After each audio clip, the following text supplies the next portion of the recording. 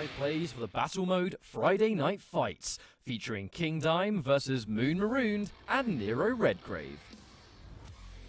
Our number 5 clip of the show demonstrates how vital the chain gun shield can be in a hairy situation. King Dime saves his skin and wins the round later. He is sneaking and peeking in those shots that Pain Elemental's off the board, Ketchup. One of the things that a lot of people don't know is that when you use the hazard on a shield, it essentially kind of forces it to disappear. Number 4 is a crispy ballista jump off the jump pad to move even faster on Penance to chase down Moon Marooned into the round win. Which obviously is going to cost a lot more ammo, so it's a more ammo intensive way of getting a similar result. That ballista jump was absolutely delicious. Although the Mancubus takes less damage from the ballista these days, the Arbalest is still a good source of damage output. King Dime shows us exactly why versus a double Mancubus lineup. That is why it's so useful against the Mancubus. It's ammo intensive, but just look at the damage, it speaks for itself. More of the combos coming out. Dime likely to go all or nothing, and he is. In what was almost a dominant map win for King Dime, Nero and Moon create a massive obstacle that obstructs Dime's vision. The final fight of this round is an all-in and too close to call situation. But wait a minute, he's pushing really hard. Potentially could be the end of the round here. There's that boost, but no! It's on the wall! Oh my God! For it! End of the round! Finally, at number 1, some double Mancubus rushdown coupled with double instant resurrect results in a crazy dominant finish. Oh, the chokehold's going on. This is the flank. We do such a nice shot. Such a nice shot. And honestly, you see that King Dime will not accept Cacodemons on this map. He is taking care of them, putting that sticky bomb in their mouth and deleting them off the board. Wow, he's full pushing. He's full pushing. Didn't they? So there's 2 Mancubus again. Tune into the Battle Mode Friday Night Fights every Friday at 7:30 PM ET over at twitch.tv/Bethesda.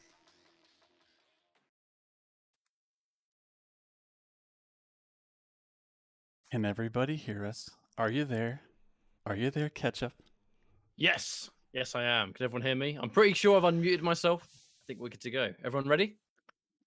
Ketchup, this is a very special night. First of all, I'm going to do a spicy introduction, and I won't take no for an answer, okay? Yes. So fundamentally, this is a pretty insane week of games, but one of the biggest things to mention, as we have been doing for the past few weeks, is that Bethesda at Home, supporting charities around, and this time mentioning Save the Children. If anyone wants to contribute towards this extremely worthy cause, simply use donate or charity before an exclamation mark, of course, in Twitch chat for the information that you need. If you want to contribute, it's more than appreciated. If you can't, we simply ask that you enjoy the show and spread the word. Without further ado, I'd like to make a simple introduction, if you don't mind, for this Friday Night Fights. Yes. Commentating out of the red corner, we have none other than eSports legend PNDK&M. I think you've spent a couple of weeks just really preparing that. We've done like 2 or 3 rehearsals over the weeks, and he's just been going for it. Some of it was cut off though. I think because your mic does that thing where if it's really loud, it goes like, nah, cut it off. It goes. Everyone. It just turns the hype down a little bit, but you know what I do? I just hold on. Yeah. Furious hitting of keys for keyboard. It's fixed. So the hype will be exactly as high as it needs to be, because this week, Ketchup, this week we are dealing with some absolute killers out there that anybody that's been playing Battle Mode since it launched knows these 3 names, like ZanarathaZ. I never know how to say his name. Let's just call him Zan, because that's the easiest way to do it. That's it though, really, because everyone just calls him Zan. For as long as I've been playing with this guy and watching him, Zan is just the name everyone uses. And Kroniid Conjugates, if you're following like high-level Doom Eternal's battle mode, these are some pretty consistent names. And I know we've been doing this for a fair few weeks now. It's kind of crazy. I feel like the weeks have just flown by, to be honest. But we sometimes get different demon lineups. Sometimes we get different combos and stuff like that. There'll be different themes of the night.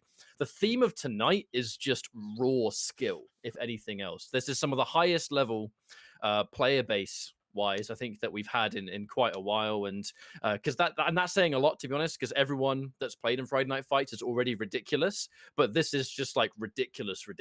Zan is said by many to be currently the best Slayer out there right now, and I guarantee you're going to see some good stuff with that quick switching. Stay tuned for that. And then Kroniid Conjugates, demon specialists that have been terrorizing matchmaking, playing in the private matches to just level up. They're really big kind of just lab monsters. They do a lot of just custom games, testing out values, numbers, new strats, new upgrades, whatever it is. Essentially really trying to just spearhead the meta as we know it. And I think the games lined up today are a perfect example of what battle mode looks like at the highest level of play. 1000%. And again, if you just woke up, first of all, it's 2020. How are you? Second of all, battle mode is the 2v1 amazing id Software designed multiplayer experience where you have one fully kitted Slayer. So all of the weapons in the arsenal, minus the BFG until the last round in case it gets picked for the old power upgrade. But basically everything, including, you know, double dash, you've got double jump, of course, you've got flame belch. The equipment launcher has a frag grenade ready to go, and that's upgradable per round. All of these things, of course, would only be possible to make this insane skill versus strategy with two amazing demons on the other end, of which there is a wide variety. And we're going to see more than just a couple of mains tonight, because again, these guys are lab rats in the way that they actually are wearing the coats and they're putting it on themselves and they're putting themselves through the paces, because these guys have done everything pretty much you can do. They just showed us a clip a minute ago where there's literally a MANCUBUS riding on top of a Pain Elemental. So Pain Elemental pops the shield. This is the spicy meatball, a Swedish meatball, if you will. We'll get to that in a minute. This is the Swedish meatball. The MANCUBUS jumps on top and they ride like a magic carpet through the level. I don't think shenanigans are going to happen in that way tonight. No. However, the strategy that these guys employ is going to just be like, it's like, get out your notebooks. Like, I know you all have popcorn and you have your beverage in hand. First of all, do you have your beverage in hand? Grab it. Second of all, get your popcorn ready. However, you might want to have a pen and a pad and some paper, because I feel like this is going to be a clinic we're about to watch. And it's the most excited I've been in forever. Like, I love every week we get the best players in the community to do this, but this is really like, it's hard to argue that this might be a pinnacle that we've reached tonight. I can definitely say for sure that everyone watching this show is in for a treat. I believe we should be ready to get into that first map soon. Remember, everyone, Friday Night Fights, the entire focus is to celebrate the community, showcase this game mode at the highest level. If anyone's trying to watch the mode and watch and learn, this is definitely the week to do it. Our first map should be Tundra, and strap yourselves in for this one, because with this kind of matchup, it's a game of a Slayer that hits almost every shot versus demons that respect that range and they respect that line of sight. So there is a massive emphasis to both be aggressive so you're not getting bullied, but also give up as little damage as you possibly can. 100%. And as you see, this map has a zenith in the middle of the map, which for traversal on the Slayer side is a pal and a confidant, because there is an ability here to stay in the air for as long as they desire. But already you see like the push-pull coming from both Conjugates and from Kroniid. I love seeing like one will step up, the other one will back up, and vice versa. So they're just doing some poke damage. They're getting the Slayer. Zan already not on the back foot, but there's no armor available right now. They're popping hazards like it's free of charge. Like the hazards are already coming out here. Quickly catch up. Oh my God! By the way, do we just pay attention to the ice on the wrist for a second of this Pain Elemental? Because this MC Pain Fire mixtape, like when, you know? When? Shout out to the new skin, but almost immediately we are starting to see why Tundra, it's a very combat-heavy map, it's very close quarters, but no denying the fact that it's a bit tricky for the demons off that first round, you know, especially something like the Marauder, which is extremely squishy. And I know this is, worth mentioning, everyone, post-patch Marauder, so Marauder doesn't have the same kind of built-in damage reduction that you would otherwise get with the Wolf. So that is going to matter a great deal. So the round's already done. You can grow to expect that with a Slayer that's going to hit all those shots early on. The end-of-round upgrades, these are a bit more traditional. The dashing from the movement, Tactician for the Marauder is becoming incredibly prominent because it means your reduction lasts longer. It means that your damage lasts a lot longer. And the Fit Meatball, if you are a Pain Elemental, you need that dash. It's the only way you're going to get, like, not get just hit for free with pretty much everything from range. 100%. If you're going to drop a fire mixtape, you got to be in shape. So it's not just lyrics, it's also having the mobility to get in and out of those situations when you're between shield. Because as you know with the Pain Elemental, shield is the name of the game. That is the name of the album. That is the name of the absolute entirety of the discography. But as you can see here already, they've got him pushed a bit. The demons are already out, but like Zan is just doing this semicircle with being both in the air and mobile, and it's honestly, it's a sight to see because he's already got the Marauder. He's got Conjugates down to about, actually Conjugates is pretty healthy. It looks like Kroniid is about half already, and looks like there's some, oh god, you don't actually see that glory kill come out too often. Against normally the that's SG just to get rid of him, but Kroniid's in big trouble here. There's that immediate, the damage reduction doesn't even matter. With the accuracy like that, the precision bolt and ballista may not do the damage it used to, but it's still more than enough to make a Marauder sweat. And on the subject of damage reduction, every time Kroniid has it, the Tactician, it just helps out so much having it for longer than you otherwise would, because if Zan can see you, it's fair to assume he's gonna hit you, and you have to show so much respect. I mean, look at this now. They're trying so hard to deny that line of sight because you have to. You can't give it up. The damage just isn't worth it, while at the same time trying to be careful, but also aggressive. Kroniid, an opportunity to go in. Damage reduction's gonna get popped again. The demon's gonna go down. Conjugates not gonna be able to help out Kroniid, who's pretty tender. The damage reduction is about to run out too, and there's a bit of a panic button mode where Kroniid has to just do everything he can to avoid. Sometimes easier said than done, but I like the fact that Zan, he's not going to try and chase heavily. He's trying to get resources first. Now he can get damage because he's free to. Like, look, 8 rockets. That's going to be an easy combo. The 2-piece right at the end, and it was resources first, fight later. And that's something that Slayers always have to do. So you have another end of round upgrade, Master Carve, Bigger Bar, and Tactician. I really have to stress that this is a safe but consistent set of upgrades, and you're going to see this a lot throughout the course of the night. Master Carve is just getting ammo a lot quicker. We know that a demon team is surgical with those blocks. The Bigger Bar, just it's going to actually help out the Marauder a lot more in the current meta compared to the last one, thanks to the fact that you don't have the same damage reduction that you used to without taking Best Friend, which Kroniid hasn't done. It's true, and it's interesting on this map. Like, it's one of my favorites, Tundra, in the sense that as far as the demon side goes, you know that if he's going to use the teleporter, which Zan hasn't been doing yet because he's been staying so aloof and so middle a foot right now, even though, again, you can see in the air he is being hit with not only Lost Souls, but also with axes. Like, these demons are playing at the absolute highest level. Look at the pressure they put on. Wow, it's already over. It's already over. It's a really important round to win, because winning the round in that situation, it just gives you access to the power upgrade and that team heal. I mean, there's a reason it's the most common used power upgrade in the demon meta. The second both demons get this, it just changes everything. You can be more aggressive. You have more sustain in fights. You can push early, something you otherwise can't do unless, you got to be really careful. But now, just like that, Zan, he takes Sentinel Infused to kind of try and fight fire with fire. But the reality is, it's going to be a lot harder for him to take them down, and he has to do almost double the work. Most certainly, but again, it is an absolute sign of respect to the level of demons that he's playing, and that's why he chooses Sentinel Infused, because he needs that extra armor and extra health available. And right now you see he's actually, instead of last round where he sort of didn't get to set the pace, he was trying to put it on him early, but the team heal's already coming out. They're healthy as horses. He finally elects to use the teleporter for the first time. There is a very tricky teleporter in this map where if the demons are ready, the trap they can spring is almost foolproof if they start just adding bodies and spawns in there. But again, the Wolf is out there doing what the Wolf does, putting those teeth on the Slayer. He's playing a little bit more of a distance game now, but he's going to have to choose one of the other target. He's got Kroniid at about half. Conjugates is healthy as a horse up there, rapping, dropping the tapes, dropping the mixes. But right now he's just trying to get some more resources catch up. His quick switch precision bolt is a game changer from that ranged play. The moment he can even breathe on Kroniid, he's getting that free damage. He uses Conjugates, using the opportunity to be aggressive. I do love a confident play. He knows that his shield's about to run out, though, and he has to try so hard not to give it up. A Pain Elemental, you've got the green light to be aggressive when the shield is ready, but when it's not, you're a sitting duck. Zan, he's going to get his loot blocked. Taking it in turns. They have that full cycle, but the Marauder's going to go down. So weak at the end. And even though he's small, I mean, the reality is, without taking Best Friend, you understand you're going to take more damage. And that's what Kroniid does. He plays so ranged heavy, and he hits those angles. He becomes so hard to hit, but inevitably, you can only survive for so long against a talented Slayer that hits the shots like that.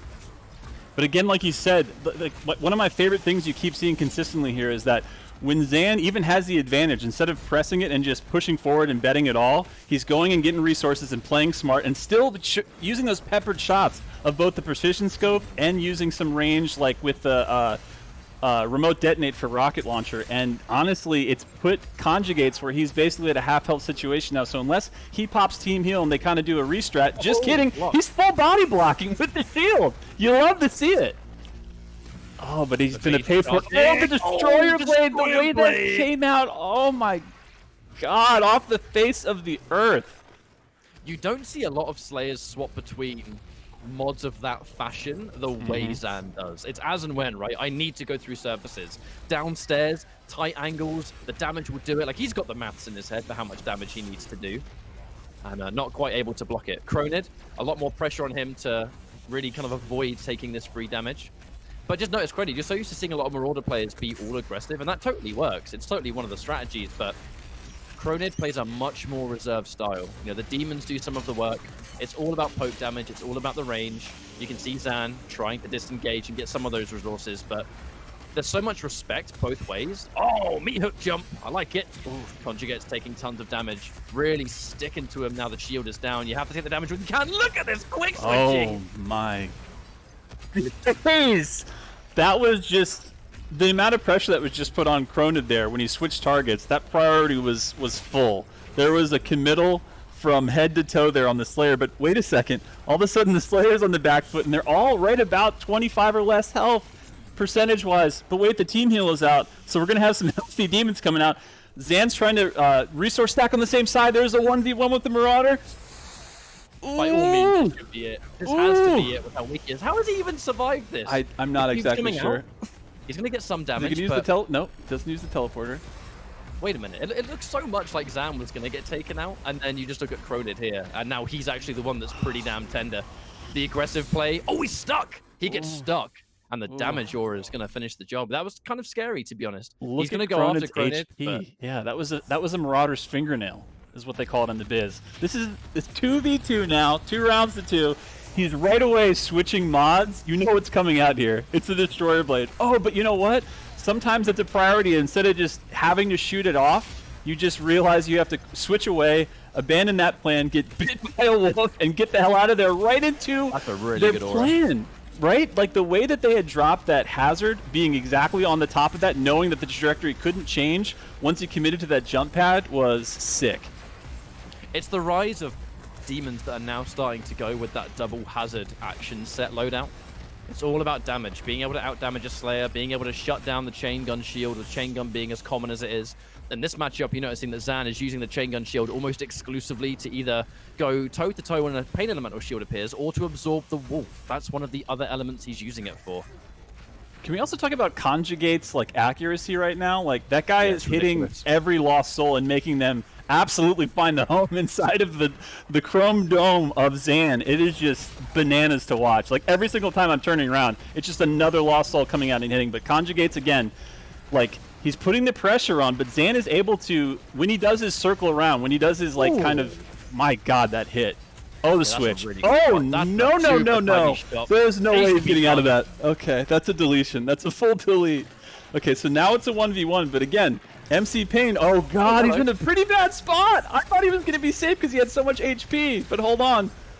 Okay. I honestly don't even know how Zan is changing weapons that fast. Like, it's ridiculous. Yeah, it really is. It's like he's got, you know, it's like he's got more hands and arms than Slayers should be able to have on Earth or in, you know, this snowy setting of Tundra. But again, I love the resource restack. There's so much respect here he's giving to the demons, and the fact that he knows that when he goes to make this push, he will be full of resources in a way that he can actually tank a lot of these hits, because again, these demons are so accurate. Even the axes, when they're coming out, I'd say they're at about like, it feels like 50% or more, which is not easy because they have a trajectory. Again, every time he pops that wolf, it's always in the right place. It's in the right plane. Like, there's such smart plays happening here.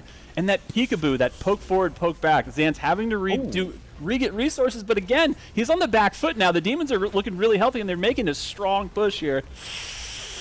The danger is that it sounded like there was a double block coming through where they both blocked at the same time, and Zan, I eyed up, he had two pips of the chainsaw ready to go. So that That's one gonna cost. mistake can sometimes be really costly. Yeah, it gives him tons of ammo that he otherwise shouldn't have. Kroniid, as you can see, still incredibly weak. Nice accuracy on these lost souls from Conjugates, but it might not be enough. He's taking so much damage here, but it's whether or not he can return it. Zan being crazy aggressive. They're going to try and chase this one down, but man, this one's going on for a long time. This is a pretty long round. Yes. Kroniid, I'm eyeing up his low stack, man. I'm looking at his HP, and I'm a little bit worried for him. He's out of ammo, and here we go. There's the block. It comes out. But he has so much chainsaw left to go. Waits for it. Here's another one. That's going to get blocked, but I can see another one, Tokyo. He's got it ready. Oh my goodness. That was such a nice job, too, of poking in and out, but not taking the same path twice. So even when that hazard came out, it wasn't actually something that Zane had to deal with because his pathing was so smart there. Is he going to use this? He does. Ooh. Oh my. I like that. Oh my. Coming out with just so much damage and DPS on poor Conjugates. But wait, Conjugates is already back stacked again because, again, this spicy meatball is just staying healthy. And the shield just always seems to be up at the right times. Oh, The longer the round goes on, the more team heals you get access to. It's all about the long 100%. game. The longer the match goes on, the more dangerous the demons really end up being. I love this positioning from Zan. He knows that he's safe to use the teleporter. It's not going to be the death sentence that it normally is. Stuck in the air in the immediate dash. Really trying to dodge that lost soul projectile. But now, again, the respect's being shown. Sounds like they can block again, and the block is going to come through. Preparing for the movement afterwards. You've got to be able to predict Slayers, because they're likely to double dash after they activate a chainsaw in any of the directions, and they're trying to make that hard call out on where it's going to be. But Conjugates consistently really existing by this pillar. It makes them so much harder to hit, while at the same time just giving all the information necessary to everyone else. And Kroniid, we haven't even touched on Kroniid really in this match, but this whole match he spent it just sitting really roughly where Conjugates is, but not trying to push too hard. Because now he's going in, he has access to damage, damage reduction comes through, shield just trying to defend a little bit, some of that free armor. Oh, that carcass hurt. Yeah. Oh my god. Those fodders were deleted in such a fashion where he didn't break a single step or stride, and he's getting resources with that. He got some HP out of it. Okay, takes Kroniid off the board. Now let's see if it's going to be, it is. He's going to do the respectful play. He's going to get the resources. Okay, now it's the 1v1 that Conjugates does not want to be a part of. So let's see if his shield is down, he's toast. He has, he has to not get caught with the shield. There he is. Cheeky. Cheeky boy. And his teammate is back. A nice successful, oh my. Oh my. He's at about half health now. He's got to play a little more conservative than he did before. But again, Kroniid's putting pressure on. The way that they push-pull is something to behold, because honestly, I feel like every time his shield is down, you see Kroniid step forward, the dog comes out, the axes are aggro, and then that super shotgun gets close. And my god, they've done like 3 full resets in this round. This is bananas. I mean, you can see exactly why Kroniid plays such a defensive style, because the moment Zan even remotely looks at him, the amount of damage he takes from that precision bolt into ballista combo from any range. Like, Zan has like quick scoping down. All right, the loot block comes through. He has a bunch of chainsaws ready. Looks like he's stacking them up because he doesn't want to get constantly stop blocking. He knows he's got another chainsaw. Just wait it out. Wait for it to come back. Chainsaw again. Now they can't block this one, and he's just got it all back. The mobs are going to spawn quite close together, which is going to give a huge chunk of armor. And now Conjugate's in big trouble. Gets clipped. Looks like Kroniid, I mean, surely he should be following up here. Should be over, and it will be one of the longest rounds that we've had on Friday Night Fights. It's going to come to an end, but Zan, it's all about accuracy at the end of the day. If he was nowhere near that accurate, a lot of those rounds would just not have gone that way. It is lightning fast weapon switching, which is the fastest I've ever seen, by the way. I've never seen it that quick. And also pinpoint accuracy. Really is the range. It doesn't matter where you are. If he can see you, it's a precision bolt into a ballista, into, that's it. Say goodbye to like 950. Without further ado, we need to bring these crazy mother back into the server right now. So I'm going to spawn them from the internet. Boys, I got to start right with you, Zan, because Zan, I just want to know, like, kind of similar to you know, Harry Potter, were you just born with, like, is there a Slayer mark just like tattooed somewhere on your body? You don't have to tell us where. That's your own personal business. But I just want to know, are you marked by the Slayer? Because what I saw in that map, the way that you would meat hook and pull in and out so fast, like it was like you were just pinballing in there. Well, I've always tried to be as efficient as possible. It's kind of my thing in game. So I kind of just pump the damage out as quick as possible whilst trying to maintain it. And what's damage if you're not hitting your shots? So that's another efficiency you got to take into account. I think as we've ended map 1, and that's got to be the longest map we've had so far. My memory's historically not very good, but I'm pretty sure that's one of the absolute Same longest. here. But Yeah. Zan, I'm right in thinking that you've got quite a little bit of an arena FPS background, right? So you look at that kind of execution that you have, the ability to swap weapons super crazy fast, also the decision making, which is an entirely separate entity. But for the people that are sitting here at home and were fans of what they saw, run us through your background a little bit. What led you to Doom Eternal? Probably my family. They've always been big into Quake, so it's always been a thing where we all get together, LAN party at home, and just Quake, and that's pretty much it. Like that's as far as it went, and then it's just other games amongst it. You know, just you develop skills from multiple kind of games, and it's just led to this. And I'm also right in thinking that you've recently had a new PC put together, so I can imagine playing Doom Eternal now is pretty silky smooth. Yep, let's just say I haven't put a hammer to it yet. That's for damn sure. Excellent. That's always the sign of a good PC. But speaking of just good as a concept that we're throwing around here wildly, I cannot put enough praise on the two demons opposite you, Kroniid and Conjugates. Let's start with you, Kroniid. As a Marauder, where you're normally a push-forward, aggressive character as part of team strategy, like walk us through what it's like to play against an elusive Slayer like that. Because I swear to God, he was never in the same place twice, and if he was, it was always at weird timing where I felt like constantly the way that you guys adjusted, I was mesmerized by. Yeah, so with Zan's movement, you're definitely right, and like it's very unpredictable, and so basically everything we have to do has to be reactionary because we'll try to bait our cooldowns like Hazard. And in terms of my positioning, like he has the ability to kill me in an instant with the speed at which he quick switches. It's not like any Slayer I've ever fought before. And so me and Conjugates have to do this hammer and anvil sort of strategy where I can't be in Zan's line of sight or I melt in an instant. And so I try to avoid the line of sight while Conjugates is trying to take his attention. And then when Conjugates gets the attention, he puts the shield up. He can't be harmed, and that's when I go in. I try to shoot Zen as much as I can with the shotgun before he sees me, and then I try to evade and get back to cover with the armor, and then we just rinse and repeat until we could try to kill him. I really do like the way you've approached things, though. Like, I know I pointed that out in map 1, and I've noticed it consistently just watching you play that you don't have a traditional Marauder style, and really just run it through. What ultimately led you to sort of play the more reserved Marauder that you now have in comparison to a lot more aggressive players, that choose to just go super in and be all aggressive all the time? What were the sort of things that led you to define the way you play this demon? So in terms of that, it kind of reminds me of the dive composition that was popular in Overwatch, to where even with characters that had a high damage output, you didn't want to be like super offensive. And it's the concept of being reserved, trying to poke at the Slayer while not losing health, because as a demon you can't recover as well as the Slayer. Yeah. And so you're trying to poke and get the better end of the trade, and then when you see the opportunity that you could actually capitalize upon, that's when you push in. That's when you do the traditional Marauder. You hold W, you use the shotgun. That's when you try to execute. I love it. But Conjugates, like, first of all, looking just dapper tonight. Just absolutely dapper. Conjugates, they call you the Swedish meatball for more than just the reason that you take up the space of spice on every server that you join, floating in the air the way you do.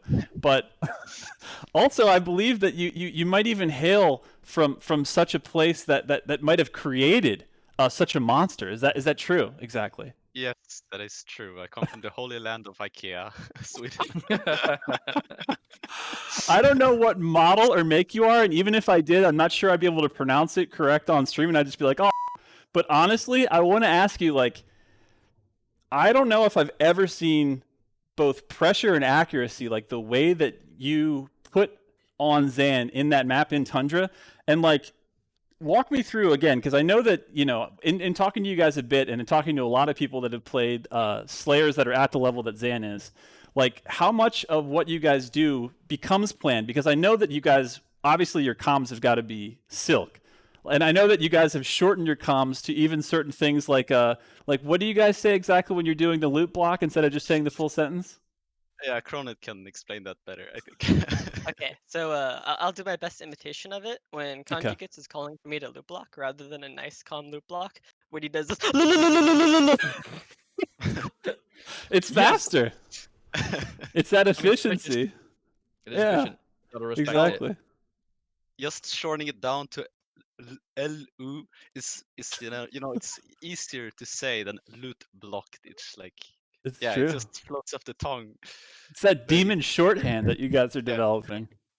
Yeah. I love it, man. Because I got to say, the language that you guys speak, like, do you have like a natural shot caller? Like, I'm just assuming it's you, Conjugates, because you are the eye in the sky, the Swedish meatball, as it were, the unpronounceable IKEA, just indispensable tool in the air. Like, is it usually coming from you, or do you guys do a mix of basically just like communication that flows back and forth, and it's just like whether you're the aggressor or the shot caller? Like, how does your team dynamic work for that? Yeah, I would say we don't really have like a shot caller. It's mostly who has the eye on the Slayer at the moment, and always communicating where he is or where he might be going, or like if he's low enough, can we be aggressive? Can we put down a hazard here? Can we chain the hazards? Like for example, if I put one hazard down, he double dashes, and then Kroniid can put another hazard down, and then he doesn't have any dashes, so he takes even more damage. Although that is very hard to pull off. When we do it, it's very satisfying, and of course, that's most of the time when we finish off Slayer. Well, So, guys, yeah, before please. we jump in, there's actually one small thing that we did chat about a little bit before we went live, and everyone obviously has a little bit of a different background competitively with different games. Sometimes it just ultimately leads you to Doom, whether you've been a fan of the franchise for ages, or maybe Doom Eternal's your first Doom game. It really depends on the person. But I really want to highlight this for Conjugates, because you are no stranger to asymmetric competitive experiences, right? So I really want to kind of just real quick before we jump into the next map, just to try and set the tone a bit. Yeah, basically, I've been really involved in the esports of Evolve. If someone knows that game, it's an asymmetrical game, kind of similar to BALLISTA, which is instead of 2v1, it's 1v4. So it's like 4 people chasing a monster and stuff like that. Which is also why BALLISTA really caught my eye, because it's kind of similar in that sense that it's asymmetrical, and I really like that playstyle. Yeah. Awesome. I love that. So for a minute, guys, we are gonna despawn you so we can put you in this next match. But as we do this quickly and swiftly, I want to talk about one of the biggest reasons that we're here tonight, which is not just to showcase some of the best players in the world, in the community for Battle Mode, but it's also to talk about this cool initiative that Bethesda at Home streams basically all month have been doing, which is this is the second and final week for Save the Children. So if you can, again, just go ahead and hit bang donate or bang charity, and anything that you possibly can spare goes a long way. We are just trying to basically, get a goal for them, because they are doing amazing work through all this COVID madness to give back to children and families that basically need it the most, to just provide support. So again, anything you guys can provide would be amazing. We appreciate it. We appreciate you being here. I see chat absolutely popping off. So I think it is about time we give them what they came for. The show must go on. We have 2 more matches. Are you ready for match 2 catch up? Always, 100%. All right, I think let's just dive. The matches in general were absolutely fantastic today, and I think it's about time to jump into map 2. Let's do it. So, this is exciting for me because we actually get to see Forsaken, which is a map that you don't see every day. I know a lot of players in the community has kind of commonly agreed that this is advantage Slayer.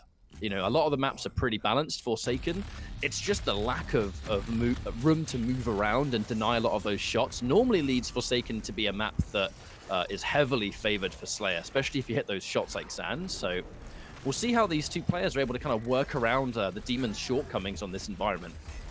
Yeah, 100%. It's going to be interesting because, again, these are two of probably the most seasoned veteran demons out there. So it seems that they're putting a little bit more pressure on because, again, oh, that double hazard, the one to the other. Basically, they're kind of setting the spaces, the safe spaces, the safe zones, and taking them away as fastly as possible so that they can maneuver around them and basically try to gain position here. Because as it started, the Slayer was doing some push, and honestly, with the way that Zan is so accurate and so aggressive and his quick switch is so fast, the last thing in the world you want to be is in front of Zan in his eye of sight. Yeah, we've seen time and time again the amount of damage that he can bring off from it. Sounds like there's already going to be a chainsaw coming out. And from this point, Conjugates, it's a game of you will need to make your presence known, but with how weak the two of them are, you've got to be so careful. Wonderful use of the hazard. Needs a little bit more than that. Both hazards are going to be gone, though, so without the hazard getting the job done, especially after that frag, I'm not sure there's going to be much that can be done here. And again, the blocks have been used. The blocks have been used, so now he's just doing the full demon respec, that game that Zan so commonly does, and he's basically just resource hunting right now and doing a damn good job of it. He's almost at full stack. He's at, you know, full health and almost half armor now, and he's doing the poke damage. Again, this is such a hard level to avoid poke damage in because there's really just only so many places you can hide. And getting the full meat hook, getting the full aggression. Okay, that was actually really interesting there because that was a perfect read on Zan to actually, oh my god, to back off of that meat hook because that was definitely a trap that was about to be sprung that got, you know, reversed in Zan's way because, again, very smart play there by the fact that when he was pushing forward at the last second he changed his mind because he realized, okay, since both of them aren't on the board, I have a feeling that they're both in this. Oh god, I don't know if he's going to have time to get back. And he does. Okay, he gets his teammate back. So we've got Kroniid on the board, but again, a 1v1 Slayer versus Marauder is a hard proposition for a Marauder to come out ahead of. Yeah, the difficulty is being kept separated. This is the main objective, really, for Slayer. The defensive hazard comes out, but it's not going to mean a whole lot with the stack that Zan's currently working on. That would have been a kill shot. Didn't quite hit its mark. I'm honestly surprised they've been able to keep this round going as long as it hasn't. Hang on a minute. No, he goes down. Zan was so close. 30 HP left. All it would have taken was just a tiny bit of extra work, and that's all she wrote. There are certain fights, Tokyo, where you go all in, and if it doesn't work, you just have to accept that that's going to be the round, and that was one of them. Yeah, because that is just, in a map like Forsaken, there are just so few options for basically like bailing out as a demon. But again, dashing being picked by Zan, no real surprise there. But of course, Fit Meatball comes out, and then Tactician again for the Marauder. So you know that the Meatball is fit. He's got the rings, he's got the blings, he is ready to go. The accuracy is high, and I'm very interested to see of the position that they're going to try to put Zan in. Because again, with this map, it's very Slayer favored in the sense that there's a lot of open spaces, not a lot of hidey holes. And that teleporter, the place that it puts you, it's hard to even predict enough to trap some demons in there and make it a hurt locker. Well, that's going into round 2. The Tactician. That, of all these first round bonuses, it truly feels like Kroniid is one of the players that it kind of needs this first round the most. The second the Tactician comes into effect, the Marauder is just so much less of a sitting duck. I know he certainly is a little bit easier to pin down, seeing as the recent nerfs to his damage reduction with the Wolf, but once you get a hold of Tactician, it almost enforced the importance of a first round Tactician even more than beforehand. All about that damage reduction more than anything else. And as you can see, it's almost back already. This round's only just started, and he's already popped it once. Zan getting cut off. A lot of Slayers, they will use this opportunity to teleport and get that free poke, but Zan trying to see how much inches of damage he can just squeeze out until it's time to go. And he's done so much damage to Conjugates. Look at both HPs, actually. This is quite scary on both sides. I know, I'm amazed that Conjugates is still alive, and I'm really trying to do the... Okay, there we go. My worst fear came true. Because a lot of times, especially on this map, I feel like this is the first map that a lot of people played, and the strategy a lot of times... Oh, there it is. That's a 2-0 in Zan's favor. A lot of times the strategy, especially on this map, because of the easy lines of sight for the Slayer. Again, Master Carve coming out, bigger bar for the Marauder, Tactician for the Fit Meatball, the Swedish Meatball, the MC Pain in the sky. But a lot of times the strategy for this map in particular is the Slayer will get both demons low, and especially he'll keep one alive on purpose so he knows that basically he can full push, kill them both, delete them both, because again, the lines of sight in this are definitely pro Slayer, and that's exactly what he did in round 2. It's just the size of the map, the fact that it's pretty much the smallest map that we have access to, and that the demons, they have to work really hard to just not get constantly ambushed. However, as we can see here, they're trying to be on the aggressive a little bit. And the double hazard. I really like putting the hazard towards teleporter to shut it down. There's that first block. Against someone like Zan, there's a massive emphasis on not doubling up those blocks. The second you double up block even one time, that can be enough to let the Slayer completely reset his own momentum and stack, get his ammo back, get his health, and you've pretty much got to do all the work again, on top of the fact that you've got to lick your wounds because he's hurt you first. No mistakes are allowed here. Looks like he's going to go for another one of those chainsaws for the free ammo. He's taken a bunch of damage, though, and you can see we've been checking out Kroniid this whole time. He's playing so safe, but it's working. Zan, they're just chipping him down piece by piece. And again, the way that they pop hazards in unison, it's almost like when you perfectly, use those loop blocks one after the other, where it's just so synchronized in a way where you're basically denying space. You're forcing the fight to be on your own terms, in your own space, in your own time. And honestly, like, the demons are putting up an insane fight right now, considering the situation where they're basically fighting out in the open. But again, Kroniid gets caught with his wolf away, and that is a 12-second delay. GG for him right now. Let's see if Conjugates can stay alive. Honestly, the shield is up. He's doing well, but again, Zan, being the conservative player that he is and the respectful of these demons, he is getting this chance for resources. Right, I know this peekaboo is being top level right now. The Fedora is hiding just behind every single time. The one demon saving grace on Forsaken is this point now that we can see Zan on. A lot of demons can use their dash mechanics to really make it kind of a hard call over which exit they're going to go through. It's not a be-all end-all, but it's something. It's something that can keep you alive. And Zan using this opportunity again. Loot block comes out, so he's not going to be able to get those resources. Always managing it. Kroniid stuck on the jump pad. That should be an easy pickup, and it will be. Conjugates in big trouble. Has to try and run away. We just talked about it. I wonder if we're going to see it. Oh, no! Yeah, I feel like he's going to hard push right here because the advantage is too much for him to think he has to get resources. He's still got 6 seconds. Will he do it in 6? Oh my, there's just some really, really nice cheeky shots being landed by Conjugates here. And wow, he got his teammate back. He survived. Okay, I spoke too soon. But his teammate is back. It's a now 1v1 Marauder v Slayer. It's exactly what you want to see.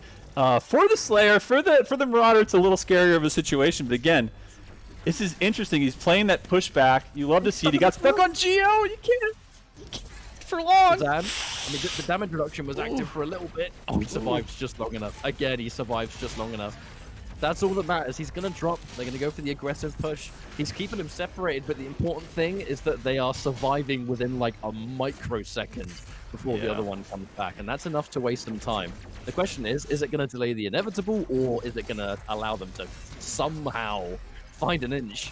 Looking likely that it might be it again. Oh my, that shield right there, that pop shield, with the fact that Conjugates has a Pain Elemental's, blinged out watch fingernail of an HP stack left. I'll call him a stack just because he's dropping beats. Okay. The wolf is out. This is actually a position that isn't too bad for the demons, minus Conjugates for the fact that he is just a touch away from death. But he's doing a really amazing job at being evasive right here. The shield that he's using is so clutch. Every time he's visible, he's got the shield out. But Zan, he's going for the rockets to try and kind of get behind things a little bit. Scary time to go up a jump pad. He's going to take a whole bunch of that free damage. The hazard combined with the fact that they're just hitting those absolutely fantastic directs. Zan trying to disengage. And this is a scary point of the block. They're not even blocking the chainsaw anymore. Any demon frag he's able to land, they're going for the block. If he's going to get health back or armor, you got to try and shut it down. But right now, they're going to push again. Man, this is so close. Everyone's so weak. I cannot believe Conjugates is still alive. He's been alive for like the equivalent of 6 hours in this match right now. Oh my god. That is nuts that they pulled that off. Conjugates just had 17 lives in that single spot. I can't believe it. Sentinel Infuse is being picked purely out of respect right now because there is no way that Zan, I think multiple times, thought he was going to lose that round, but they turned it around because of the unwillingness to yield of the demons, specifically Conjugates, just would not go down. Of course, double team heal coming out, as is the meta catch up. I don't know. This is going to be, I don't know how this round starts, but oh god, it starts so aggressive. Right. A big push. A giant push. And because he uses the increased movement of the Destroyer Blade, it actually kept the teleporter active, which I like that especially because it's free poke, a giant chunk of damage if it hit. Obviously, it didn't hit its mark, but if you need to back up, he had the teleport to disengage. It's quite a smart start that I've not really seen that much before. It's true because we typically see a lot of like heavy push starts, and you know the Destroyer Blade is obviously, since it can basically shoot through the walls like a damn eraser gun or something. Like you see it come out a lot in the beginning, but I love how Zan changed his strategy so much at the beginning of the round just to mix it up, try to move them off their game. But honestly, again, these two guys playing together, the way they adjust, this is magic that we're watching right now. It's a perfect blend of knowing when to be aggressive, but also when to show masses of respect. Conjugates is doing really what he can to survive, but yeah, that's a matter of time, I think. Kroniid, scary 1v1 to be in. He is going to activate the reduction, it looks like. Minimal damage. Could be a lot more. Uses the wall for the meat hook. That's cute. All right, I see you, Zan. I see I you. didn't even know that was a thing, to be honest. That's the first time I've ever seen that. I will admit. Hold my hands up. Oh my god. Wow. Ooh, speedrunner strats. Wow. Yeah, there's something when you... I can't recall the science, but if you use a dash near one of those kind of ramp surfaces, you can get like a really high launch. I see it on the... when we see speedrunners tackle level 2, I believe. Story for another time, and I've probably got it wrong, but I'm sure it's something like that. Right enough. Hang on. Wow, honestly, hang on. Okay. Honestly, I think what happened there was he stuck around to kill that Hell Knight, who was just like a little bit more beefy than he thought he would. I think he almost like doubled him as like an empowered demon, which he was not. But in sticking around just that much longer, both Kroniid and Conjugates were landing every single shot. They made everything count so much that it is now again. We're at two rounds apiece. This is the last one of this map. I can't believe we're here again, Ketchup. It's impressive they've even managed to get it this far. I really can't stress enough this map very much is a little bit more unfavorable for the demons. It's not completely unwinnable by any stretch, as you can clearly see here. They're playing it incredibly well, but as we can see here, teleport through. Zan, he knows there's no plan B. He has to go all in, tries to fight his way through, and takes a ton of damage in the meantime. That's unfortunate for him. Forces the shield to be popped just to absorb some damage. Always going to try and dip back. And we haven't even touched on this really at all, but Zan's ability to juke. He'll go around a corridor and then immediately just turn around and dash the other way. It seems like his movement is so hard to predict.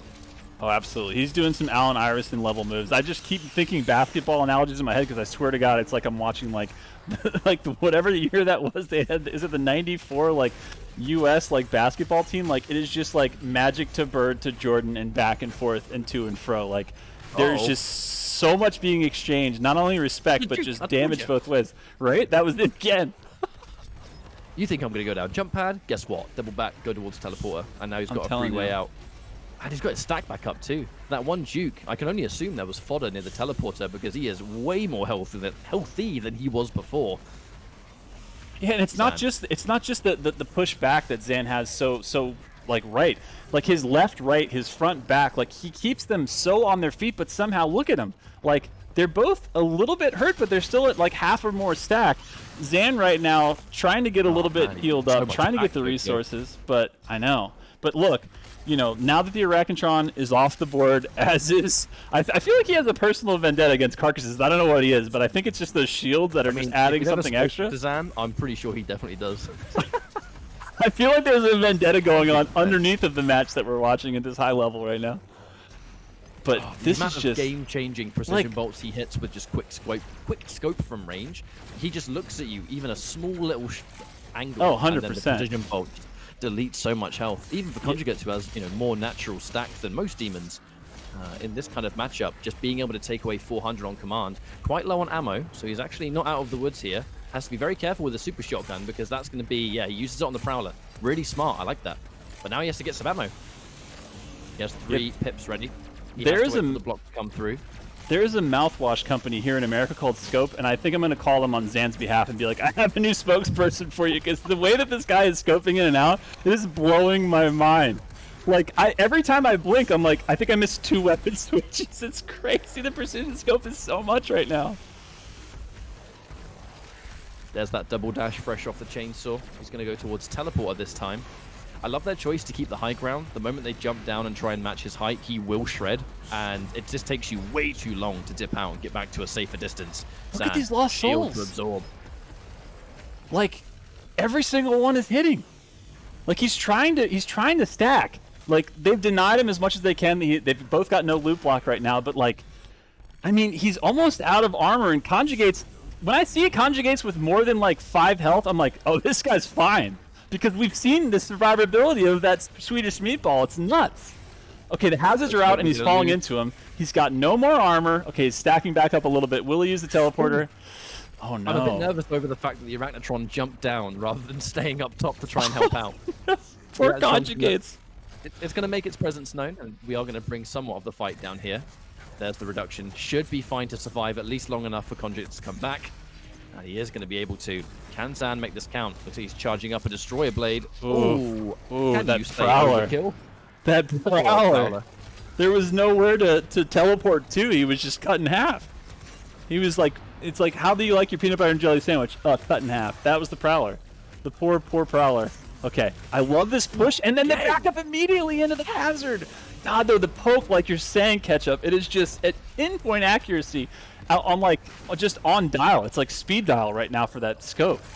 I mean, God, every time I see a Prowler now, I shudder. These are 3 players that play against each other a lot because they're almost doing the same thing. All 3 of them have amazing jukes when the time comes to not get hit. Unfortunately, that's just the wrong side of town right there. Can he finish off Conjugates? Because look, he's sticking towards the center of the map again. What you can't see is that he's listening. Oh, the block on the Destroyer Blade. Let's go. Let's go. I can't believe this. Again, Conjugates might as well have 9,000 HP because we've seen what this guy can do with just a single pip. And then the heal is out. Like, this is a dangerous situation now for Zan. Although the stacks look like they're in the favor of Zan in the sense that he's pretty healthy. He's got all of his HP and he's trying to restack now. These demons are too healthy for me to think that he's safe. The way that they can peekaboo. Oh my god, that Destroyer Blade though. Conjugates just got cut in half, literally and figuratively, of his HP stack. Okay, he's used the teleporter. He's trying to get some resources. Again, the poke. That scope. Okay, it's definitely Advantage Slayer as of right now. Just kidding. It's Super Advantage Slayer. Poor Kroniid. Can he survive this 1v1? It always comes. Oh, God. Ooh. But the wolf did get a little bite out. Oh, no. Okay. The dashes. So hard to hit. Oh, I love that. That is such a nutty-ass move he just pulled there. Kroniid is risking it. Oh, God. The time was so close. Zan pulled it out. Zan pulled it out. Like, oh man. I just need a minute before we even bring him back. I just need a minute to like catch up with my emotions. The thing about their games and then how long the rounds are going on for is like, I feel like the other Friday night fights would already be over. Yeah, I'm looking at my clock and I'm like, oh, this is normally time to clock off and get ready to go to bed. And we it would have been GG's broadcast, right? And like, I'm gonna have to bring these nutters back in because these 3 men up top that you see now are responsible for a lot of emotions that you all just went through. I'm gonna start left to right again with Zan. We could talk about a million things in this match, but I want to like zoom out before we even talk about Forsaken a little bit. Like, can you walk me through, like, I know you talked about efficiency, but I feel like I see you play different enough than almost every other Slayer I've played that I kind of want to pick your brain on the spot here about like just your philosophy other than efficiency, like with your movement in particular. Like, I feel like you're changing things. Like there's so many like levers being hit as far as like what you've shown them and then what you're about to do next. Like, walk me through like just your mental state of like movement to distance, because I feel like the way that I've seen you do it, I don't even understand in the best possible way. I mean, in terms of movement, I basically have to. I mean, I obviously pick dashing. Anyone who knows me knows I always pick dashing because with the current way of the game, hazard's so good. So if you use dashing and the one dash technique that you notice I do a lot, it just allows the hazard's efficiency to be a lot less because I'm able to get out them much quicker. In terms of my predictability or my movement, I kind of delay things in the air. Super shotgun chain, good usage of that. Tomatrix. Little shout out there. I'd Little jab. basically say that ultimately, like, because obviously they're from their perspective, they got bigger cooldowns to work with and stuff. So if I can get one hazard to be wasted, that's a big blow, because that's 30 seconds of I got to work with. Same with team heals. I've got a minute and 30 seconds to get some work done. Obviously easier said than done because they're so good at kiting, so good at it. So you said easier said than done. That's probably how I would describe a lot of playing Forsaken as a demon player. And on that note, I really want to chat to actually both Conjugates and Kroniid. We'll start with Kroniid here. Forsaken, it's not a map that we see every day, yet today we did, and it was insanely close, right? And I know that's one of the reasons that you guys submitted that to us. What is it about the map that the way you approach it that makes it a little bit more manageable as a demon team? Like, what are your sort of main objectives to make it work better than it does for other players? So, on any map as the demon, you're trying to choose where you fight the Slayer. So it could be in a location where you have the advantage. And on Forsaken, the reason people have often said that it's the best map for the Slayer is because the entire map outside of the demon spawn basically is just this big open area with little to no cover. Which means that if the demons can't immediately take cover, the Slayer gets the better end of the stick when it comes to health trades because his DPS is significantly higher. And so what me and conjugates do is we try to stay around the demon spawn, and also there's kind of like 5 doorways around the demon spawn that go out into the open area, 2 on the low ground, 3 in the high ground. We figured out that on Forsaken specifically, we could do figure eights around those, and we could jump up and down from the high and low ground because Zan can't actually jump that high without using a launch pad or a monkey bar or something around those lines. And if we use that vertical movement advantage that we have in like certain spots, we could maintain our line of sight. That is cheeky as hell, because I swear to God, Cronin, I saw your Marauder like do more pull-ups to surfaces than I feel like I'm used to seeing like any demon do. I feel like every time we'd switch to you, Cronin would be like, I'll be right back. He's just like just working out the upper body. Like, but again, it's because like you guys were saying, like in those figure eights, like you guys were elusive as hell on a map that is like infamous for being really, really hard for demons to get out of the line of sight. But again, conjugates, like as the meatball in the sky, this has got to be the biggest challenge for you map-wise. I mean, again, correct me if I'm wrong, because the way you guys are playing, you did not make it look like Forsaken was not made for demons. Oh, like, you could have fooled me for sure. Yeah, I even think that after playing a lot against Zan, I would say actually that Forsaken is not the hardest map for my meatball at least, since I think I've gotten pretty good at dodging and using the mid parts of the Forsaken to just go up and down, like Kroniid said, using verticality to your advantage. Since yeah, I can fly, obviously, but just trying to dash behind stuff, shield him whenever he gets in line of sight. And also, I don't know if you noticed when during the games that if I shield and I lose line of sight of the Slayer, I instantly shoot away the shield, and that way my shield comes back up earlier next No, I time really I like steal. that. You do that's notice super that a smart. lot. So that's some exceptions, but basically I always shoot the shield. There's no reason not to shoot the shield. More damage, cooldown gets back faster. Yeah. So mm. It's just, I'm still recovering emotionally, and I'm not kidding at all. Like, that was a lot. Like, half of the map, I was just like, oh, I can't believe that all 3 of them are still alive. And there was so many like peaks and valleys in those matches where, again, like I gotta ask Zan here, like in that map in particular, it was interesting because I felt like when you were on Tundra, I saw like the way that you would use kind of all of the 4 openings of the bottom, center of the map in the monolith that's in the middle of the map.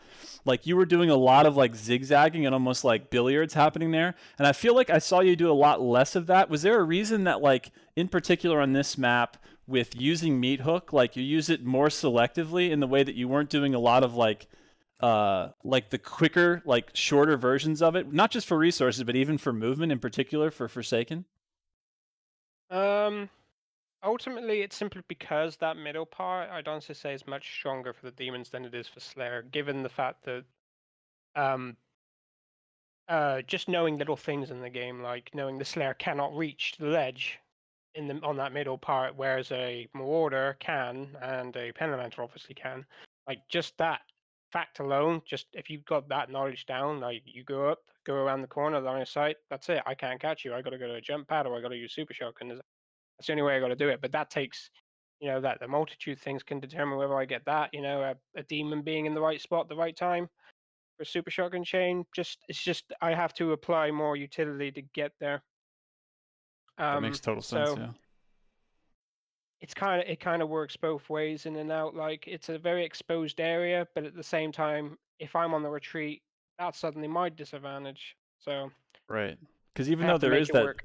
that telly there, half the time I would see an Arachnotron spawn behind you, and I was like, well, whether they put hazards down or not, that's a body block in and of itself that you can't rely on actively going, all right, I'm just going to double dash back into that teleporter. So I saw that you would use it very well a few times, but again, they were seemingly using even the teleporter kind of to their advantage, at least for like a bailout that normally the Slayers can kind of safely get the hell out of there. So, all right, you guys, I'm only despawning you for a minute. And by a minute, I mean, who the hell knows how long this final third map is going to be? Yeah, it's like if you run out of popcorn, like run to your microwave now and start the timer, because we have one final map, and I am so jazzed. I'm so jazzed because, like, if this is anything like the last two maps, this is going to go the full length, and by full length, I mean not just full rounds, but there's going to be full respawn, full resets. Like, I have no idea where we're going, but I am just glad to be here with all of you in chat, and with you in particular, Ketchup, because you're the one who knows what the map is. Yes, it's going to be Extraction, and I want to obviously clean up something. I read chat as I do. It's not a best of three. We don't spin this as a best of three because it's not the players that are playing with each other. Submit 3 maps that are then chopped up together for POV reasons. So the entire purpose of Friday Night Fights is to just showcase 3 maps for better or worse, and what happens in them happens. But they're not playing to a scoreline. Maybe down the line, if there are resources in place, they can maybe be stuff different in that regard. But for the purpose of this just being exhibition, it's 3 maps, and what happens in the maps is what happens in the maps, right? So let's get started. Let's do it. But right before we do, last time I just want to mention this. We are on the Bethesda channel, and what we are doing here is during the Bethesda at home time, which is, as you know, is the crazy time that we live in, we are doing an awesome thing where we are giving all the proceeds that we can raise during these streams to one of the best, if not the charities out there in the world. It's called Save the Children. All you have to do is just !donate or !charity. You can read all about it. Again, this is only if you can, no sweat if you can't, but it's the reason for the season. It's why we're here. And I just think it's time to go into this third and final map. Again, not a best of 3, but just the best of the best here. That's what we're seeing. I mean, I think the players have more than been able to provide that, haven't they? They've been able to show us that the entire theme of this show was going to be, especially today, was just the highest level. What is the meta of the game currently looking like? And I think we're getting a pretty damn close approximation of that. So let's jump into map 3, Extraction. Here we go. Okay. Like, I'm nervous just looking at the versus screen because I'm like, what we're about to witness is going to be so markedly different in the sense that Extraction is such a unique map. There are a lot less sight lines in the way that Forsaken is open. This is almost the polar opposite. There are still some long views that are possible, but there's a lot of corridors. There's a lot of over-under, which makes me think already that these demons and the way they adjust their strategy, I'm wondering if they go with that same vertical approach that they did in Forsaken, or if they're going to be able to get away with it here, Ketchup. I mean, it's just naturally a different map, isn't it? It's not even close. We see the early use of the hazard, but this map, there's a lot more little nooks and crannies for demons to try and elude or defend or escape. The same does go for the Slayer. I know it's a map that's kind of favored each way. Players just love it, myself included. I really do enjoy playing on this map. Maybe it's because I'm a biased Revenant main and the jetpack feels really good on this map, but looks like Kroniid's already going to drop, and it always has to be reminded that at the start of the round, the demons are the ones that need those upgrades the most. They're the ones that are a little bit weaker fresh off the bat. Conjugates takes a little bit of that free damage. There's that carcass to try and block off just a little bit. Kroniid eating that poke almost immediately. The second he makes his presence known, he's eating tons of quick switching damage for it. Funneled down the hole. I love the way. Yeah, exactly. And I love the way a lot of the times, like, You'll see, I feel like we're going to see Zan use Meat Hook exclusively on this map for traversal. It's just such a crucial map to be able to get into better sight lines faster. But the cheeky thing I like that Zan does consistently as he's about to delete Kroniid off the earth, my god, Kroniid, he's playing so defensively and he's doing everything he can do, but does he have enough? Okay, he does for the moment. The thing that Zan is doing so well that I love is when he's using Meat Hook, even when he has the option of Meat Hooking directly, my god, that's a full rip. Look at their health. Is there any? Ketchup, is there any health? I mean, I'm pretty sure that must have been 10 HP each. Last a minute, and with the hazard up there too, that's quite a large risk, because I believe, if memory serves, I don't believe it can kill you, but it can take you down to absolute like lowest of the low. Dashing Tactician and Fit Meatball, again, playing it safe, going with what they know works, and it makes total sense. Yeah, at this point, these players have played so many games. It's very common, especially demon teams, to kind of just have a loadout that they use. You know, it fits their style the most, or it gives them the most results, or whatever it might be. But the demons getting the first round, that's not something you see every day. You know, it's quite kind of tricky for those demons fresh off the bat. But now they have those upgrades ready to rock. I'm kind of hopeful for them. That said, I know Kroniid has taken a ton of damage just then before I can even finish my conversation. I was going to say, I feel like that's the optimal, like, best case scenario for the Slayer. He's doing absolute sick, nasty poke damage specifically to the Marauder. Because up close, okay, he just deleted him off the face of the earth. And by the earth, I mean extraction. By extraction, I mean when you take the Marauder off the board from a distance, that means that you're probably at full stack, because guess what? The Marauder's absolute best option he has is that double barrel shotgun that is just sitting there cooking for you and waiting for you to get close. And if you never get close and deny him that option, it's basically woof or just a little bit of poke damage with those, oh my god, with those axes. Hello. Okay, Conjugates, the shield wasn't up at the right time, and so now Kroniid is back, but I am just afraid for Kroniid right now, because that is an aggressive amount of dashing that Zan is doing. He is at full stack. He is hunting right now. It's looking for rabbits. He's looking for Daisy. He's looking for revenge. Okay, he didn't find Daisy. He did find the wolf, but it didn't matter because he deleted them off of the earth as fast as humanly possible. That was a real fast reversal from as nasty as round one was for the demons. The equal true was same for the Slayer in round two. Again, Master Carve, bigger bar, and Tactician coming out. No surprise there. Obviously the bigger bar because the Marauder has to respect the poke damage she's taking. Yeah, exactly. And that. But really, it's an amount of respect he's showing for Zan and the amount of DPS that is possible and the accuracy at range. Okay, really amazing dodge there of actually the Destroyer Blade. That dash used by the Fit Meatball, the fittest MC Pain on the level right now. Just a perfect use of getting the F out of the way when that Destroyer Blade could just do what that does, which is take your entire, almost your entire health away. Aggressive use of the hazard. Again, a lot more common these days than you would expect. There's a loop block. He has got one more pip of the chainsaw, but he has to wait until the block. And okay, bit of a preemptive loop block being used there to try and shut down the stack advantage. The danger is it's now ammo and stack combined. When you see demon players go in for those blocks, and speaking of block, actually using the shield to soak up the wolf, I really do love that. Oh, he's weak again. Chain gun shield, is it going to save his skin? Free glory kill for some free stack, and just like that, he's got almost full. At least over half. I was going to say almost full, but I'm not even close to correct looking at the bar. Figure I said anything. But so you notice what happened there. Like when he goes down, as he is right now, he's down on the lowest level. You see Kroniid is out of basically line of sight because he knows that if it's a one-on-one and he's in a hurt locker, it's going to be him that comes out with the worst part of that deal. But, you know, Conjugate's doing that poke damage, and I love to see Conjugates pop that shield and literally go down there and body block. He's being an aggro meatball.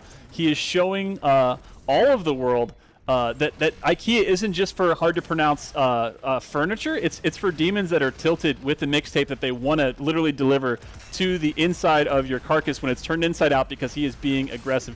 Wow, that almost did it right there, Ketchup. That hazard was so well placed. But they've got to be really careful with how they chase this. The longer Zan's able to run off, disengage, and get some stack, they remain incredibly weak. Remember, this is early days. We haven't got a team heal yet. We haven't got the ability to just heal up. This exact style becomes way more lethal the further rounds we go. But for now, Zan just soaking up all the stack, and he's just giving himself a massive advantage. Very likely should be able to take this one. Oh, maybe such a bad position. I was going to say, yeah, he's way more elusive than I thought he would be with the amount of HP that he has. But he's playing this well. He's spawning things in front of him. He's trying to body block. Oh god, I thought he was going to get precision scope off the earth right there, but he survived, and now his teammate is back. He's done his job as a demon here. The task is done. Any damage that you can squeeze out now is going to be better than nothing. You are going to concede free stack, though. But as long as you're not losing the round, that's what matters. The danger is that it's hard to break the cycle. It's hard to stop the Slayer from being able to keep you separated, especially on Extraction, which is quite a large map, all things considered. It can sometimes spawn demons pretty far away from each other. Oh, 100%. And again, that's why you've seen the meat hook used more for traversal into straight resources than anything else, because even though Zan is an absolute dash master, he's not able to do as much, you know, poking in and out in this as he's used to, because a lot of the times he's really just having to use his traversal for, you know, resource management, because there's just not enough demons in a small area because they're so spread out on this map. Good read. Wonderful read on Kroniid. And he finishes it off with a crispy little ballista for good measure. Now, the transformation. We start to expand. The team heal coming into play again. Of course. It just really, with how these players are approaching it, the team heal does make sense. I know we have started to see a few other power upgrades, but against the likes of Zan, who just refuses to miss those shots, you just need that sustain. You need to be able to go toe-to-toe. And I feel like he picked Sentinel Armor not only out of respect, but by the fact that we were just talking about, the point that in Extraction, the way that even spawn demons, you know, not player demons, are able to actually move around in this map, there's just too much traversal to think that you're going to have, you know, a decent stack most of this map. So you're going to basically need to get any advantage you can. And so he starts with Sentinel infused. Look at how much damage Kroniid is not taking, by the way. Damage reduction all day. That's why Tactician matters so much, combined with everything, to give himself more stack, to give himself the team heal. It now allows Kroniid to be a little bit more aggressive. Zan, he's going to lose his armor. There's the block coming through. Zan, he knows that. And he has to try and disengage. They become so much more oppressive the second they get that team heal, because it lets them do it. It's 100% true. And you saw for a second there was a moment of hesitation between weapon switches when he actually was able to chainsaw that imp. And that's only because in Extraction, it puts you in these more corridor situations that put pressure on you in a way where you're not just so fancy free. You have to basically like make some split-second decisions sometimes that are not going to be slick or smooth, but survival is the key here, because he's already up 2-1, so this could be GG's if he can pull this off right now. Another one of those shields preemptively used. And actually, Conjugates, he mentions how if he's about to break line of sight or he wants to disengage, he will just get rid of the shield and get that damage, activate the cooldown earlier. So now, you'll notice, by the time it comes back, he's already got the shield ready to rock again.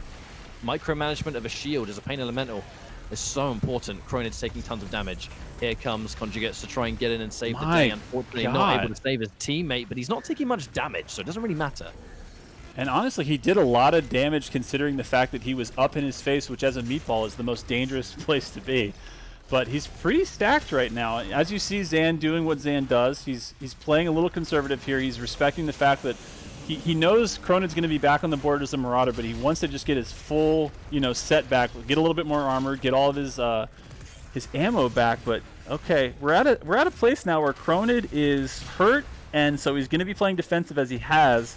But again, the line of sights here are so, oh god, there it is. There's the full chase. There's, oh, look at his health already. That recovery on Conjugates right there. Like, this is a full reset, essentially. It's the long game. The longer you manage to go on, you can get one of your team heals back. And if you can both get a team heal, I mean, that's just really important. Because by this point, you've got Tactician. By this point, you've got longer damage reduction in the first place. You've got your bigger bar. Unfortunately, Bigger Bar's not going to help him from that damage. He's going to drop all the same, but... And I actually like the way that... 5 seconds, he's going to get team heal. Oh, no, sorry. No, I'm looking at it wrong. Sorry. I was looking at a first aid plus and assumed, but now team heal. Is he going to pop it? No, he's being reserved. I don't know if you can... He's waiting for Kroniid to spawn. I like the patience. Brave. God. The way that he survived just then... Okay, there's no way you can survive this skirmish. How is he alive? How is he alive? He's got the there we Zan go. to call out. Zan does not jump down because he just knows. He knows what's going to happen. His reads, they've been surgical. Yeah, and I love the way that for the most part, even with that hazard in the middle, it hurts both the Slayers and the Demons, but I like the way that Zan just boldly dashes in, not even caring sometimes that he's getting hit by it, because he knows that, you know, his maximization is plus minus in that situation. He's not taking enough damage in that hazard to really be bothered by it, so he's really just doing the damage straight to the players, which is exactly what he should be doing.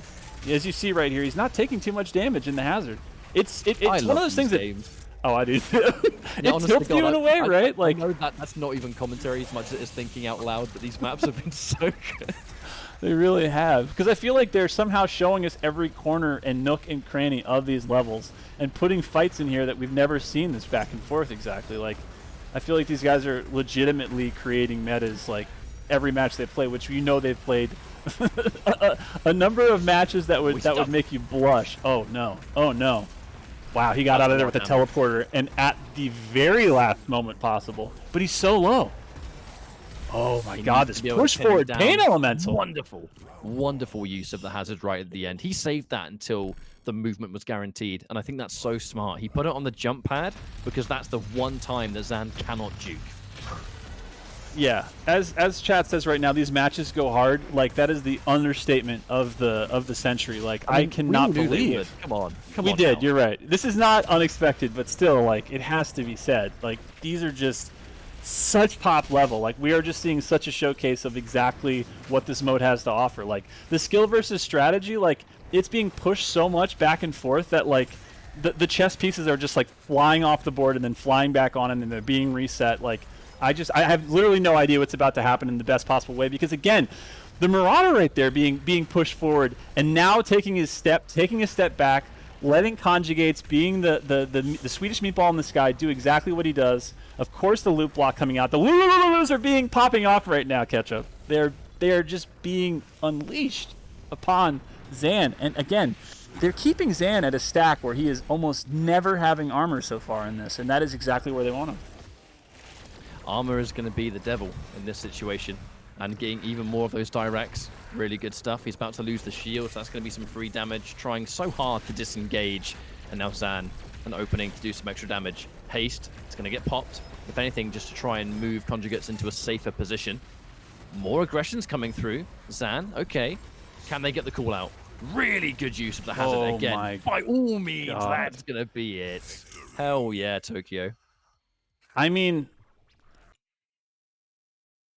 I cannot believe. I'm spawning everybody back in just right away. I'm going to start with Conjugates because I saw it before, but in that map in particular, like, I feel like if this were like the Air Force, like, I would be pinning something directly onto your chest right now. No shirt involved, just straight into the meatball.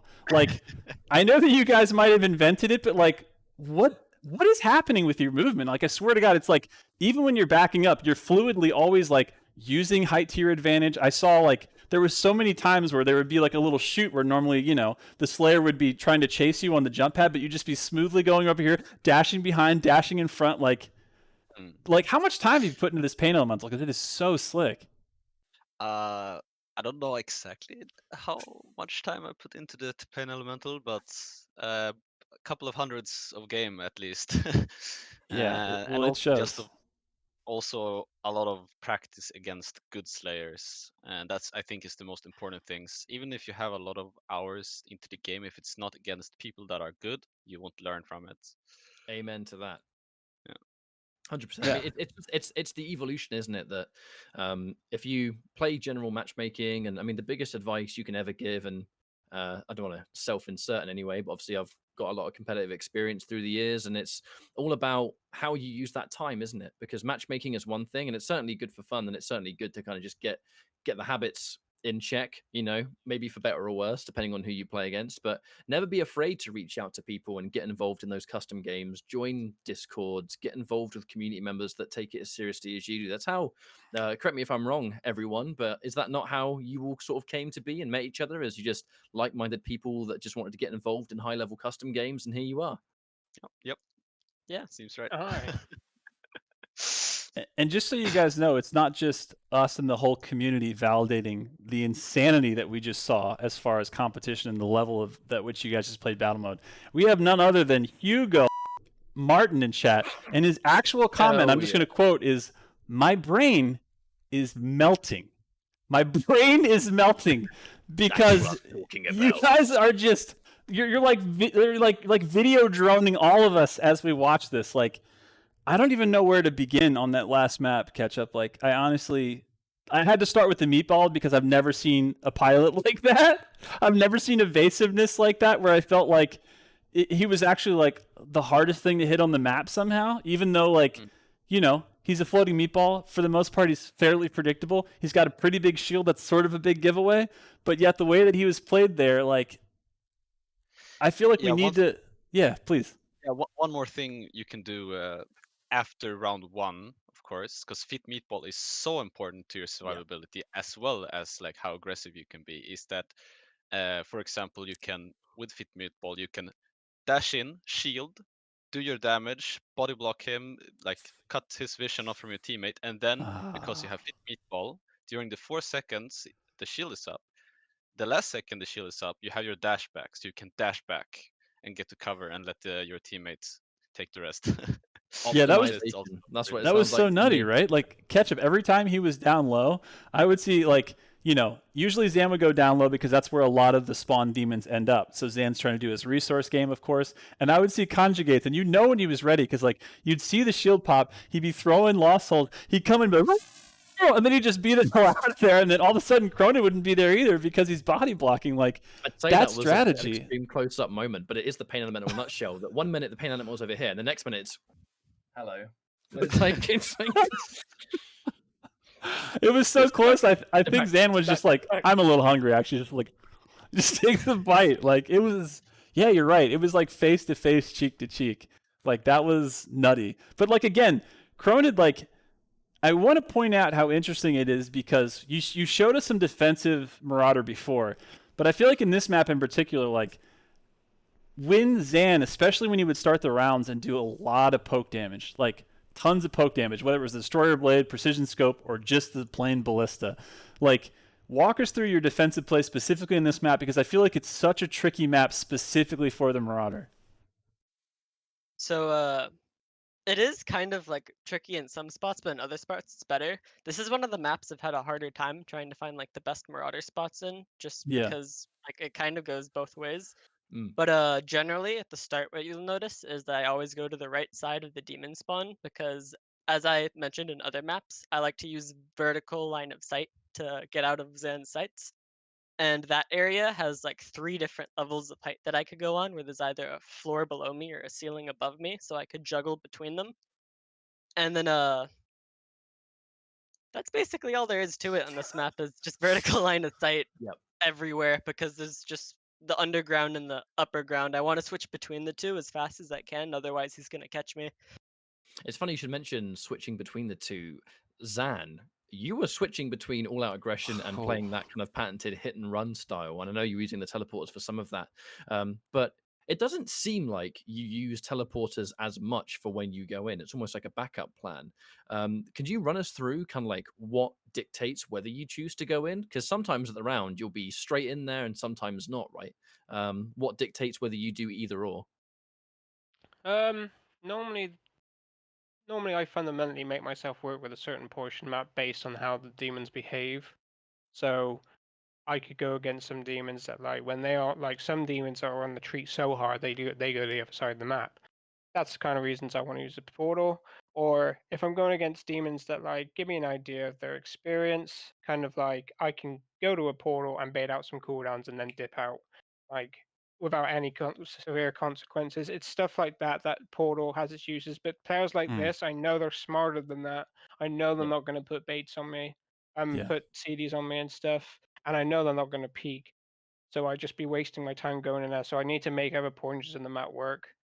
As Kroniid said, because Mortar and Slayer are kind of familiar in some fundamentals and how they work. Like, it's bad and good, but I need to do the hit and run because I need to keep the pain elemental off, and I need to know where he is, because on that map, I mean, as you saw in the final round, it caused me to die. Like, the pain elemental blocked the jump pad.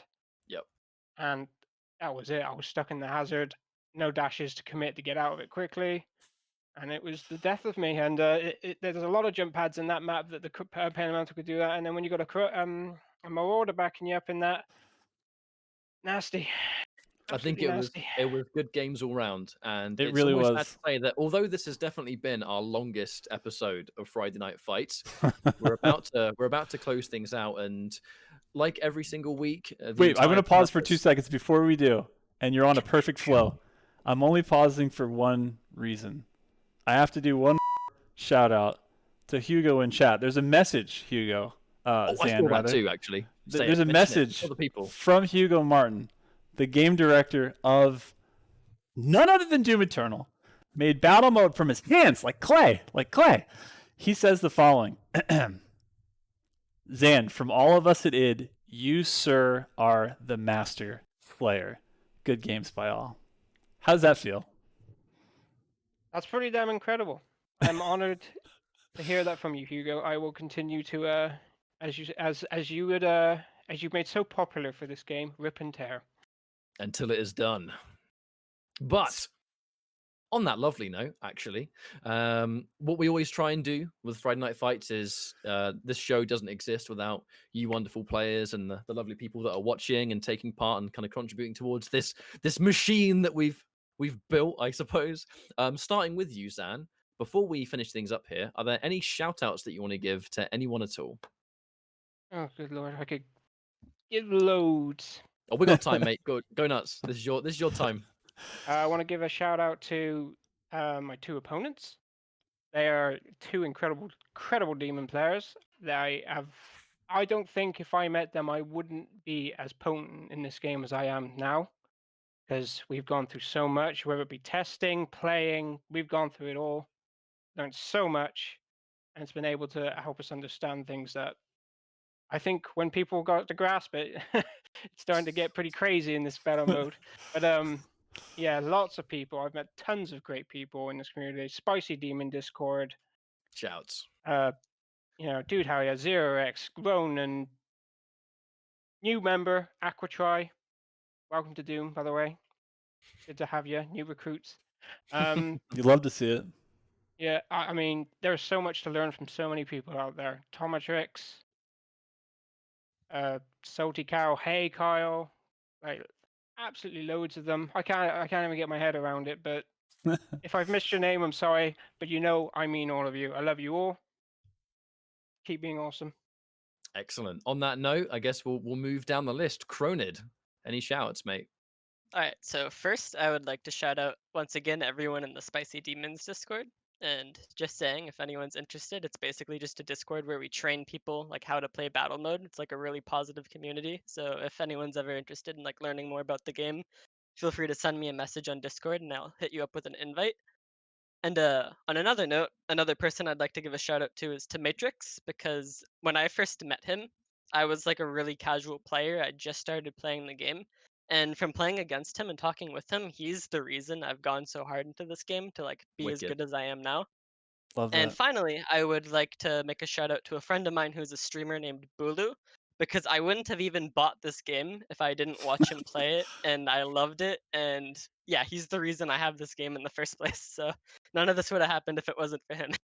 That is awesome. Finally, last but certainly not least, Conjugates. Any shouts to give before we wrap up the show? I feel like they've said a bunch of names I would like to shout out. But I guess shout out to you two for making this a thing. It's really great that Alright, we mate. can showcase more battle mode and show it to the people and how intense and fun it could be. And also, of course, to my teammates or opponents, Zan and Kroniid, really great people. We played a lot together. All the people in Spicy Demons Discord, again, I love the shout there's outs, a dude. lot This of is awesome. people. That's what it's all about, man. That's what it's all about. Hell yeah. Well, thank you guys so much for 3 absolutely unforgettable maps. Yes. Like, I'm going to give a shout out, which I don't normally do, but I guess we always should, but I'm definitely doing it now. First of all, thank you guys all up there. I'm going to despawn you with the power of the internet for just a moment, because I just want to talk 1v1, man v man, with you, Ketchup, because I want to give a special shout out to your amazing YouTube channel, of which this VOD will be up probably by Sunday. And I think we're all going to need to see it again, because that was madness. Like, you want to give a quick shout out just to your channel real quick? Yes, it's youtube.com/PNDK&M. My brother Mustard and I, don't worry, it's an old Mortal Kombat thing. We're not condiment sauce enthusiasts, mega fans, or anything like that. Yeah, we've got a YouTube channel that I've been rocking for many years now. I've got a bunch of battle mode content on there, some tips and tricks for different demons and strats, and the VODs for Friday Night Fights go on there also. So if you want to catch the action, on a special thing, thanks to everyone that is subscribed. We've just surpassed 100,000 subscribers on there, which is pretty mind-blowing to me. What? Certainly did not think we'd ever reach that point, but here we are. This crazy, wacky world of video games. Sometimes some of us get lucky and can dedicate more to it, you know. And I guess I am one of those people, and I can't thank everyone enough for the support. Well, thank you, Ketchup, for doing this with me. Brother from another mother. Some other awesome analogy as a UK analogy to the US, but all I know is that we are uniting nations here as we are getting players from around the world to play this amazing multiplayer mode in Doom Eternal battle mode that id Software is so lovingly created. So again, shout outs to id. Huge shout outs to id. And if you haven't already and you're interested, you can always contact me through myself or Ketchup through all of these Discords, whether it's Spicy Demons or discord.gg/Doom. You'll see my name up there. Like, definitely get in touch if you want to be on this, because it's all about showcasing the most passionate players in battle mode, having the most fun. And again, this is not the end, because we have so much more to go. So next week, I'm going to give a quick shout out to next week's match. I've already got this ready. There is a 3 people that you have seen, no doubt, legends in their own right. Alston runs a really great YouTube channel, does a lot of tips and tricks, does a lot of playthroughs. Salty Cow and Frost, you see these guys on all the Discords. They're very active, super nice dudes, always like willing to lend a hand. They are going toe-to-toe May 29th, 1 week from today, same bat time, same bat channel, 7:30 p.m. We hope to see you there. And as I throw this to the thanks for watching, you're going to have to stick around, because guess who we're going to raid tonight? Do you know? Can you guess? Genuinely, I have no idea. I'm going to tell you. It's a former Slayer from right here on the damn slabstone of Friday Night Fights battle mode. It's none other than Matrix, who got like 3 or 4 shout-outs tonight. I think he was probably blushing. His ears were itching. So stick around. We're going to raid Matrix. Let him know that next week we're doing the same thing again. Let them know we sent you. We love you guys. Thank you guys. Stick around. We're going to send you there in just a second. Stay safe.